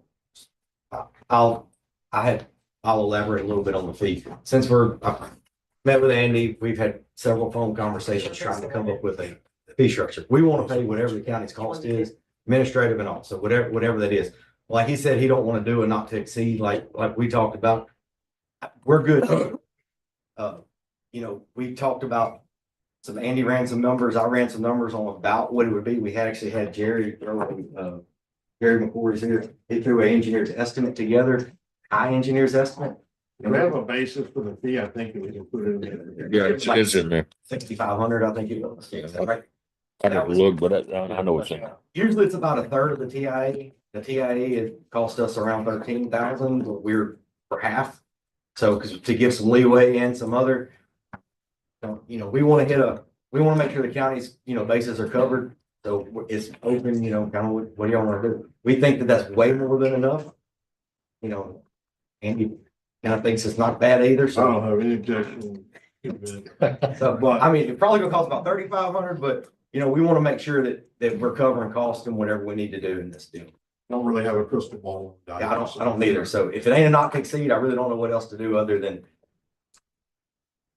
So are you, Jacob, is this for each section though, I guess? I mean, so This will cover the entire. the entire project? Yeah, so it's the traffic impact analysis will show us, how many trips per day go out each way. So when we start on one end, we know what to design to, plus it'll show, Shows how traffic moves through the subdivision, so they're how to classify each street and subdivision. Well, I know, so that was my question. It covers the whole And project. what they're asking for is to be able to do it up front, lock in their road classifications based on that TIA, and then be able to build those roads to the standards that are currently specified. Yeah. If the court adopts new standards, as long as they work within their timeline parameters, if the court were to adopt new standards, they could continue on with the standards that were in place when the TIA was submitted.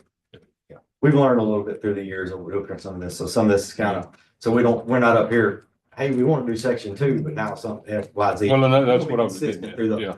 We want to be up front, even, obviously, fire department related. So it's like all the entrances are, exits are right and they're set right separation and it's going to be laid out. There's really not when we get the new subdivision regulations, there's not a vehicle for a master plan approval. There's no longer a vehicle to do that. So this is kind of what we're gonna come up with. So we have an overall plan of the subdivision so we can move forward with it. All right, Brandon, figure it out. I'm working on it. Oh, I think the only thing that I didn't hear in there is we're gonna start the variance begins today. And then it's gonna, expire in 3 years If we hadn't got started. if we hadn't got started, right? So Right, what I've correct. got is the proposed Legacy Green Ranch subdivision with a timeline from today's date for 3 years. And recommended a flat fee, not to exceed value for the first 3 reviews. Additional reviews will have an additional fee as set by Commissioners Court. The TIA will be submitted as part of the Section 1 subdivision application for administrative purposes, but will be allowed to be submitted accompanied by only an application form and submittal fee, and will not count against the 3 reviews allowed under the application. No additional review will be completed until the applicable subdivision plating fee. Okay, go back to the fee deal. We need to plug a number in there. If everybody comfortable with $6,500, I'm fine. we need to plug that number into the motion. Okay, Not to exceed 65. not to exceed. Oh, No. It's just a flat fee. Just a flat flat fee. fee. Flat fee. 65. Take it, not to exceed out, flat fee, $6,500. Working. As far as the timeline goes, normally what we do, know that it'll turn out, get started. So having when they've met the timeline, typically it's following the plat, signifies meeting the timeline. So that would coincide with when we get started, because if they develop like they have been developing, they'll file the plat, get the bond, and then they'll start construction. So it would kind of represent start of construction as well. Yes, that is my motion. I'll second that motion. Would you like to also include, excuse me? I didn't hear you make Too it long. too long. It was a speech. Stephanie said something, right? Stephanie, what'd you say? I just wanted to see if you wanted to include the contingencies listed in the Blau letter as part of the motion. Yes, Yeah, we got those over there. you have that. I will add it at the Contingencies in end. the bond Yeah, I'm letter. still typing the. So Andy, is the it's gonna be based on the exhibit C.1 that we submitted, or is it only based on what she has typed Based out? on that, modified by that. Okay, okay. And on the first letter, we just printed off the subdivision regulations off the online. So sorry, there wasn't the right date on them or whatever, but we hadn't updated online yet, so We may I'm have sorry. the wrong one posted. So that's on us. We went online and got it. Any other questions? Nope. Thoughts? I got a motion and a second. All in favor, raise your hand. Motion carries. Thank y'all. You ready, Karen? Yes, sir. 41, discuss and take action on a request for road naming of Governor's Ranch Subdivision Property Owners Association by Kavanaugh Consulting LLC.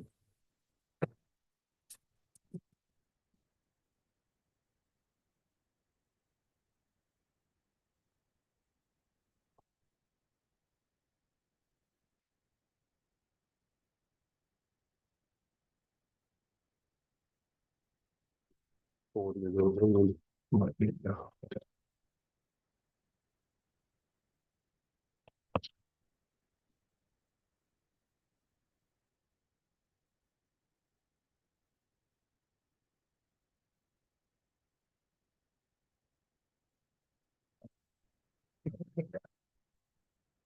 You guys have a request, we have a request for naming the street.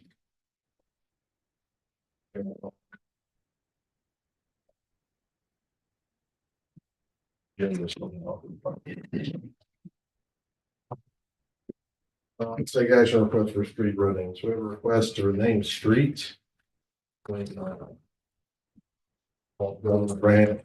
You guys have a outline, I believe, Mr. Ferguson. You want to speak to the board? I'm happy to, as needed. Morning, Judge, Commissioner. Good morning. So before I can issue addresses, I have to have. Issue a plan. Although, two options to issue addresses, I can issue them off an existing main road. Right, And sometimes we'll extend addresses if there are multiple locations on existing, or the roads have to be named. That typically takes place during the time. We do a preliminary review of the road next to it. Like contradict existing roads. Sure. So the names that you have proposed. Us and dispatch. What's that on? So the names proposed, they don't conflict. We review them for conflict. That's not, the other thing I think of note is one of the requested names kind of coincides with an existing named road that cuts across the property, which is Brimberry Cemetery. I think Commissioner Kirkendall is probably the most familiar with that. This is what's before court. I'm outside the normal process because normally this happens in the process. They're requesting subdivision. Yeah, go ahead, Doug. I'm David Parkerson. I'm a licensed engineer. I'm representing the owner of the tract as well as various owners of the tracks. They could not be here at short notice.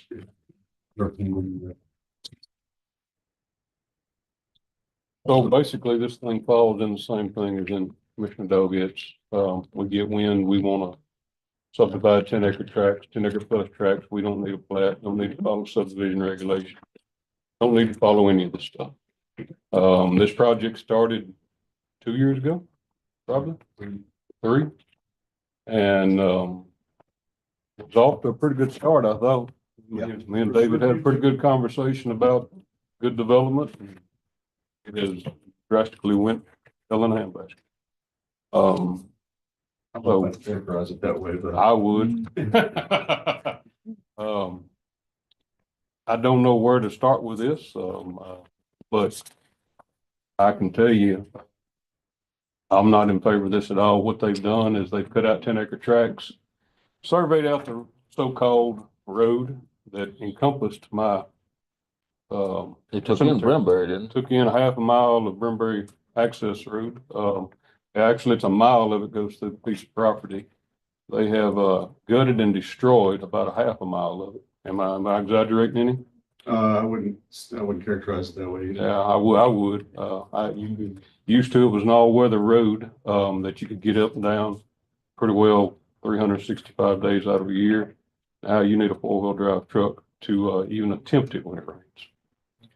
We took out a low water crossing, put in some box culverts that were supposedly engineered. It went dead in the water, so now I've got a mess. I've been out there a couple of times to do some water damage control just to keep the road somewhat passable. How do you get to Brimberry now? You still go down the same old road. Do you? Yeah. But what they've done is cut out a track that says these are the roads. That's. I mean, the damage to what they're calling a road is horrible. I mean, devastating. So that poses a whole lot more of a problem. I'm assuming their first attempt at this is to get addresses. You know, I can't address something that's, for one, you can't get maybe after this goes through, you can't get a building permit on, you can't get OSSF on. So my question to you is, what do you need an address? The address request is for subsequent applications for septic well permits and electric service for each lot. This is a rural subdivision that's been subdivided, as Mr. Kirkendall mentioned, by meets and bounds. Has 10-acre plus lots, every one of them. So the position of the owner and their attorneys is that the property has vested rights for 911 addresses and permits under the Texas State Statute, Local Government Code 232.0015F. And so with the addresses, the intention is, of course, to get started again with the roadway completion and to request permits for septic and well operating electric and so forth to go forward. The status of the project, the electric's already been up the highway to the entry of the project and started into the project with Mid-South. That's ready to continue. Obviously, roadways and drainage construction is ready to continue. Issues 911 addresses. They can't start without having some forward momentum. What kind of construction are we talking about there? Um, Because at our last meeting, however long ago, it's been probably dang near a year ago again, you know, a lot of the drainage needs to be redone. It dang sure needs to be redone now. You've got culverts that are silted completely in. Absolutely. You know? Culverts all have to be readdressed. That flood that occurred last year that we're all aware of, that almost killed me and a few other people in the county. I'm sure the roadways were, I was driving it at night when it was being flooded at the time. It was bad. I got to see it firsthand. This community really got hit hard. It was a real shame. This project obviously got hit as well. And it needs cleanup. It needs to be, culverts have to be repaired, replaced, and some replaced and some just repaired. And the road that was dedicated was to the width of the plat that was requested and approved. So the width, you know, is per that plat application. So it's time to get back to cleaning up the roads and construction of drainage. Well, everything you've done is expired too. I mean, all your permits are expired, everything's expired. So where are y'all going? I mean, you gonna try to cut these things up in 10-acre tracts and push the roads off as they are? They are subdivided. They are currently 10+ acre lots conveyed. Have they sold them yet? Yes. Conveyed. Just two owners. Yeah, In this case, three owners, yeah. Correct. It's a shell game, basically. Yeah, well, I'm with you 100% on it. I don't, honestly, how we can give them an address. I don't see the benefit of an address. Because there's two kind of things I'm looking at. First, I looked at 251.013. And I'm just going to read that. I'm going to start with B. Well, you want to do O1? Yeah, I would like to read a little bit here and talk a little bit for a second, if I could, and go from there. So I can. I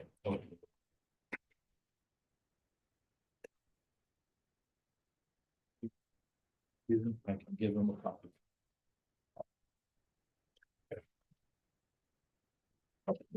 Thanks, Tim. Just what I'm doing. I bet I can think and remember it. Mhm.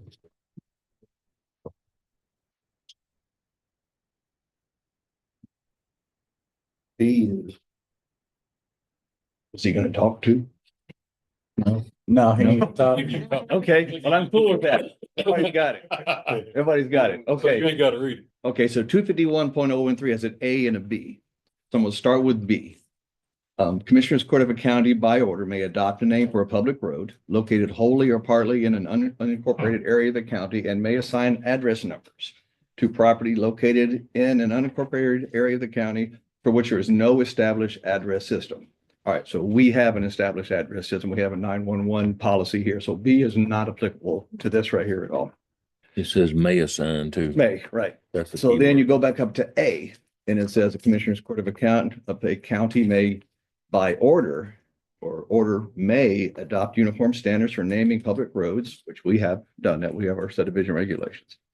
Located wholly or partly in unincorporated areas of the county, and for assigning address numbers to property located in unincorporated areas of the county. If it ended there, he's in good shape. The last sentence, the standards apply to any new public road that is established.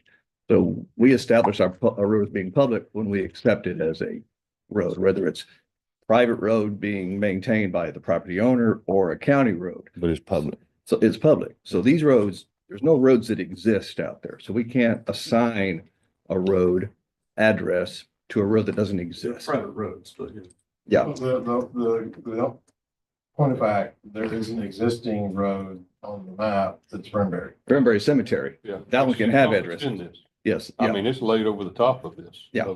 Of this private, so-called private road. Yeah. So we that's, need to learn from that and not have that happen no more. Yeah. so that's, I mean, that's just where I'm at with this, is that we have no, and I'm not even 100% sure.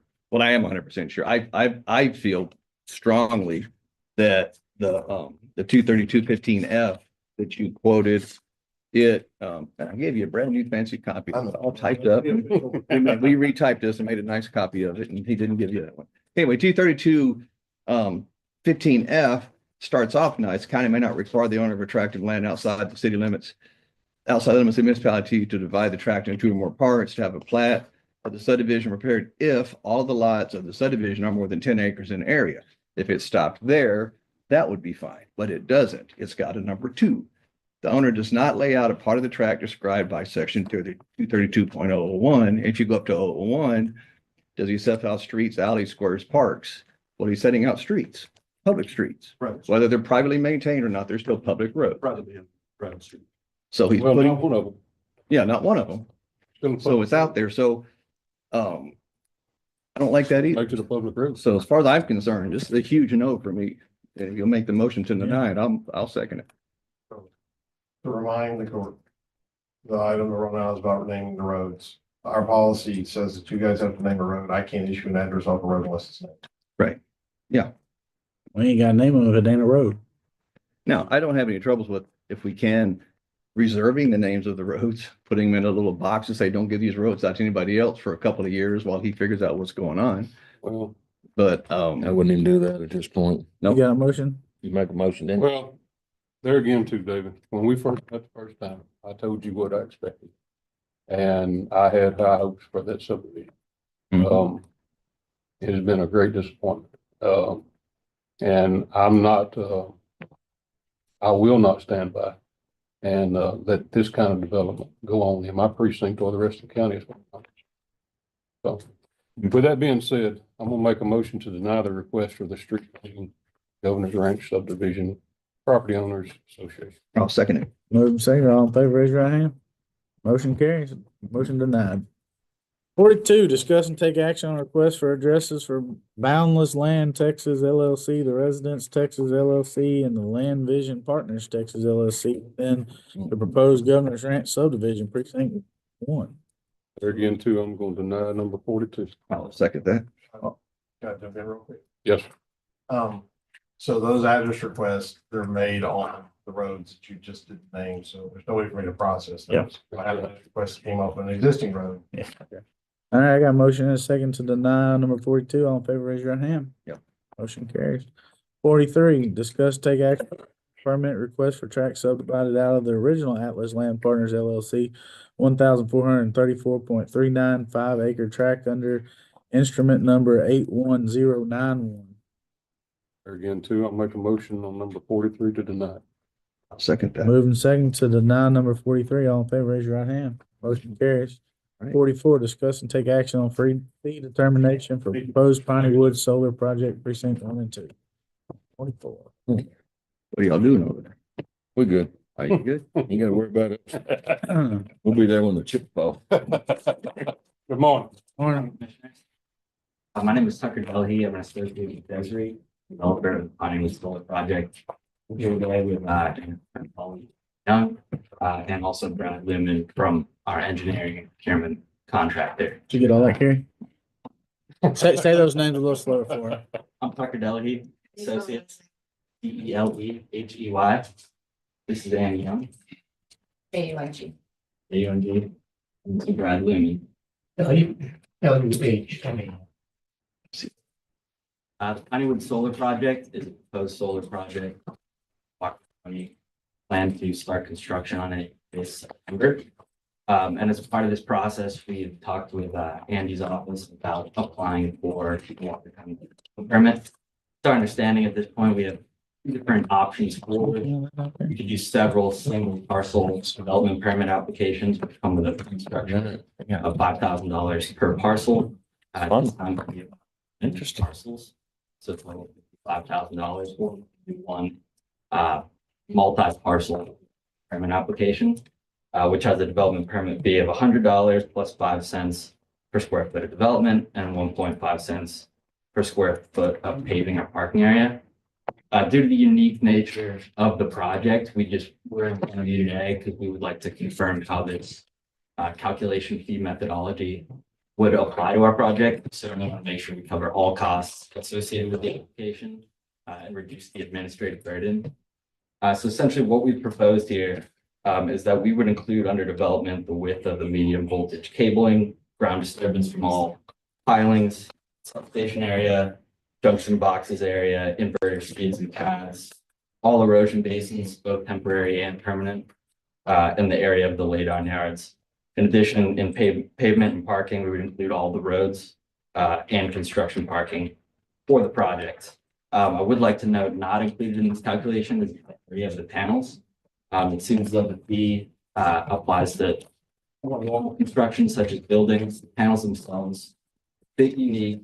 They will sit on racking, which will sit on pilings that are driven directly into the ground. These pilings will have very little ground disturbance, and most of the ground under the panels won't be disturbed whatsoever. In addition, the ground coverage area is kind of hard to determine. It changes throughout the day. Panels will sit on rack that tracks the sun to maximize the efficiency. So for that reason, we don't feel like this the panels area should be included in the fee structure. Based on our most recent design, which we are improving on as we speak, but the fee structure that we proposed would come out to about $73,000, which is more than if we did 11 separate applications, and would significantly reduce the administrative burden. So, in layman's terms, this is the panel, permitting is on, for the panels is on where it touches the ground. Whereas traditionally, we've never done a solar farm before, but traditionally, like, let's just say it's a pole barn, the square footage would have been the over the top. They're proposing, basically, you've included everything other than the panels themselves. That's correct. Do you all have this proposal document? We do. Yes, ma'am, it's in our back. So have you gone over this with them, Andy? Have you gone over this number with them? We haven't verified the number because there's not an official submittal with plans yet. So we haven't verified the number. They're trying to determine, I can't review it without the fee and the submittal. And there's a discussion about how the court would want to apply to a unique project like this. That's why it's before Commissioner's Court. For the court to look at it and go, on this type of project with the parameters of this project, we would be willing to accept that fee in lieu of having them either submit the fee that included everything, including the panels, which I think would be much higher. Yeah.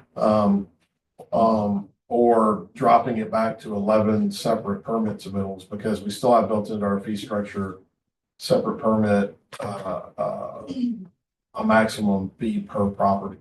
So they're going to actually be paying more this way, but it'll be for them and for us, honestly, administratively simpler to do it as a single permit. So just a question, Dogs, I'm trying to get it right in my brain. If a farmer goes out and builds a pole barn and the poles that it's sitting on, do we tax the pole versus the structure? The fees based on the roof, And that's what we base the fee off of, correct? Yes. All right, so you're wanting to come in here and set a pole and put something on top of it, but only pay for the pole. That's correct. And all the roads and everything else associated with construction. And so that's where I've got some questions too. This is kind of, I didn't even know till the other day when we had our meeting that y'all were gonna be here. So on the flip side of that, I will remind the court that under our current fee structure, the court implemented a maximum per property fee. Yeah. If they submit this as 11 projects, even though, like, to your point, you're correct, then it would be submitted at a property count times the 5, because they would all max at 5. Yeah. And that's the fee that the county would receive. Well, this is my personal opinion. I don't want to set on something today. I don't have enough information, I guess is what I'm getting. I'd like to be able to sit down with Amy and visit about this and maybe enlighten myself on it for one, so I wouldn't commit to anything today. But that's just my opinion. And I'm gonna be the same way because I need to sit down. This is the first I seen this was last night about 10 o'clock at night. Yeah. So I haven't had time to really get to where y'all got to. I'm not saying I'm against it, but I'm. But if I vote today, it's gonna be what you don't want. Yeah. So for the court's information, just general information, if an application is submitted, we always allow the applicant to submit their square footage and so on and so forth and calculate the fee. Then we, once we receive the application, can review it against what's actually being applied for And if we see square footages that are out of line with what they're submitting, then we can go back and say, hey, we have a problem, right? We do that regularly, but we can't do that. I have no. So how no close are ability y'all to do to that. Little? We would like to submit probably in the next month or so. Okay. We plan to start construction in September. But before then. I think the center of their request is that the actual panel itself Is irrelevant. would be exempt and everything else would be included. If those calculations end up being wrong, they would have to correct the fee for whatever the proper calculations. Well, like I said, I would like to have some time to sit down with Andy's office and do some research. But Yeah, can you just bring it back next court, Andy? So this, and they give us time. to Yeah, meet and give with us you. time to look at it and whether y'all won't have to be here if you don't want to. you Yeah. know, Zoom in or whatever y'all want to do, but I can certainly bring it back on the seventh. yeah, just, I mean, What we, your timeline looks like, but I can bring it. St. Helens. Yeah, I'm fine with that. I'd like to, what do y'all do in other places that you're at, other counties, other states, other cities? Or there's some fees based on, where's that? It varies county to county. Widely. I can agree that that is true. Yeah. Everybody kind of does their own thing. Very rarely do we see, if we were to take into account the area of the panels, the value of the permit, I've never seen permit cost even a quarter of that. You gotta realize we're talking about 10 million square feet here. Plus. And that's kind of what I'm wondering, if another county, it may be something we have to do. I doubt this is the only one we'll ever see. If we have. Oh, no, there's plenty of them around. Yeah, if there's another fee structure we need to put in place for something like solar panels, if it's, like you say, if it's 25% of the square footage of the panels versus adding the diameters of the poles. We may see more of them. I've been here, like I said, 25 years. This is the first one that. Right. This is the reason it's before you guys, because it is odd. Yeah. It is different than what we've seen before. It's not a structure per se. Right. It is an improvement, right? And we only have two categories in our fee structure. It's either structure or not structure, right? I mean, it's either pavement or not pavement. Well, then we It's not want to be fair. pavement. I know that it's not pavement. Yeah. I'm that savvy. But we only have two fee structures in there. And so then determining the square footage of the non-pavement section on this particular unique type of project, we have not done before. That's the reasons before court. I want to make sure the fee that the court intends to be charged is charged. Right. Yeah, I'm good for 2 weeks. That's fine. But I would like to see some kind of other reference, is it a nickel or is it $100? All over the place is kind of at least give some place we could look at how they got to that number, maybe, rather than let's just make up something. And again, I think this has been driven home, but for the clarity of the court, if they chose administratively to break their application, submit 11 separate applications based on the property boundaries, then those based on the court's existing order would be capped at $5,000 per permit. so they'd be cheaper to do it that way, but administratively it costs you more money. And it costs them more money and it's a little more complicated to us. We have to get through 11 permits. Well, Well, like I said, I'm not saying this is a bad number. Yeah, I I'm not need to do my homework.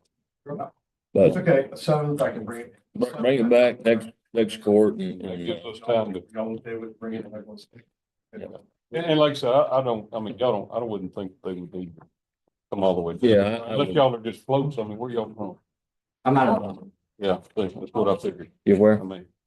Where? Then, I'm out of Denver. Denver. Oh. I feel for you. All right, we're gonna pass on 44. thank y'all for coming. Thank you very much. All right, we got department reviews for EMS.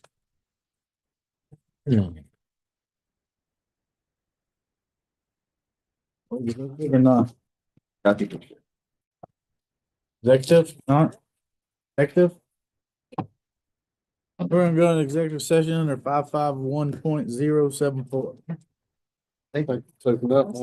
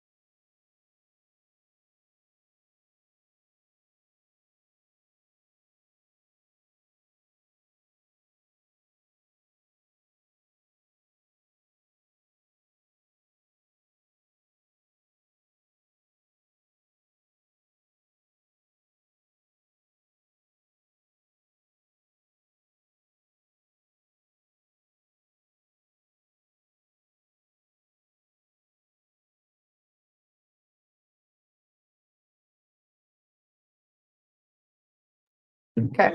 All right, we're back at 11:30 from executive session on EMS. No actions taken. Public comments. Questions from media. Anything from Commissioners Court? I told most of them, but I have a heart. What? The doctor said I had a heart. I had heard today we were gonna have some sort of a I do. protest on the courthouse lawn I got a heart. from Texas people or something like that, Who? from the Texas bunch. Y'all have, the parade float to be on Thursday? We got a parade Details? Thursday? Thursday. Yes. Was it? The fair parade. Okay. Lineups at 5. Trying to Sorry? think. I don't have anything. We'll get Ally to email everybody Yeah, we know anything about it. when we get some information. You didn't get it though, did you? Oh, Candy's gone. All right. We got to buy more. Anything